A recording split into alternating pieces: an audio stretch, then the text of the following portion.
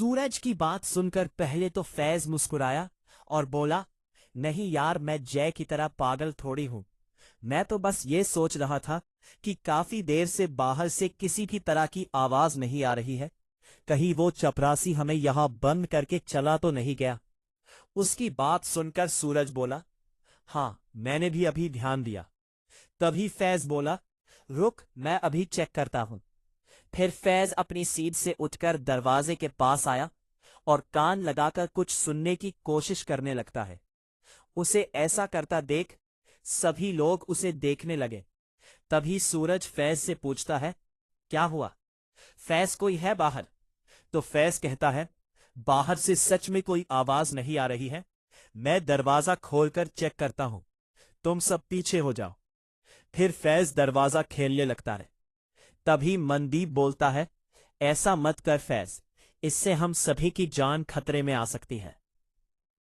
तो फैज बोला, कुछ देर बाद रात हो जाएगी। अगर किसी को मदद के लिए आना होता तो अभी तक कोई न कोई आ जाता। हम यहां काफी देर से इंतजार कर रहे हैं। अगर हम कोशिश ही नहीं करेंगे तो पता कैसे चलेगा? किसी को तो कुछ करना पड़ेगा, वरना हम यही फंसे रहेंगे। ये बात सुनकर सभी शांत हो गए और सभी को उसकी बात सही लग रही थी। मगर मैम को अपनी आंखों के सामने मरता देखकर किसी में भी आगे आने की हिम्मत नहीं थी।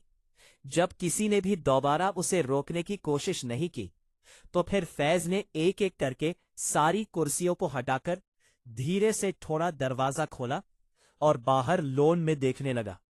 पूरा लॉन खाली था।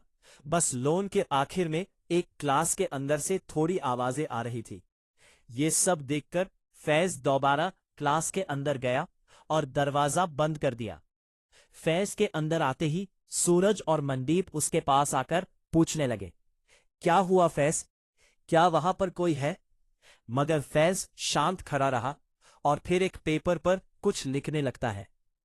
उसे लिखता देख सभी लोग उसके पास आ गए और उससे पूछने लगे कि क्या बात है, क्या हम सभी बाहर जा सकते हैं? बाहर क्या हुआ? क्या वो अभी भी बाहर है?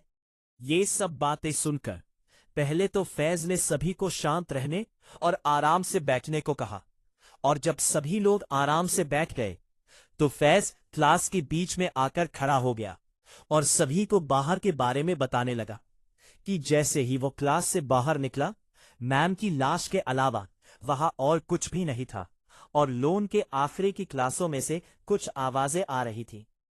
फैज की सारी बातों को ध्यान से सुनने के बाद सभी के चेहरों पर थोड़ी परेशानी आने लगी। तभी रेहान बोला, तुम्हारे हिसाब से चपरासी अभी आखिरी की क्लासों में है और वो बार बार अंदर बाहर आ जा रहा है। इसका मतलब वो अभी भी हमारे बाहर आने का इंतजार कर रहा है ताकि वो हमें भी मैम की तरह मार कर खा सके। उसकी बात सुनकर फैज बोला, पक्का तो नहीं पता मुझे, मगर लग रहा था जैसे वो कुछ ढूंढ रहा हो। रेहान बोला, इसका मतलब साफ है, हम सभी यही सुरक्षित हैं। कम से कम जब तक हम यहां हैं जिंदा तो रहेंगे। रेहान की बात से सभी सहमत थे और माहौल को देखते हुए उसकी बात सभी को सही भी लग रही थी। उसकी बात सुनकर रूही बोली, फिर भी हम सब कब तक यहां रहेंगे? थोड़ी देर बाद वैसे भी रात हो जाएगी और ठंड बढ़ने लगेगी, तब हम क्या करेंगे? हम रात भर तो यहां नहीं रह सकते। अब इस कहानी में आगे और क्या होगा जानने के लिए सब्सक्राइब करें हमारे चैनल को और घंटी का बटन दबाना ना भूलें ताकि हमारा हर पार्ट आपके पास सबसे पहले पहुंचे।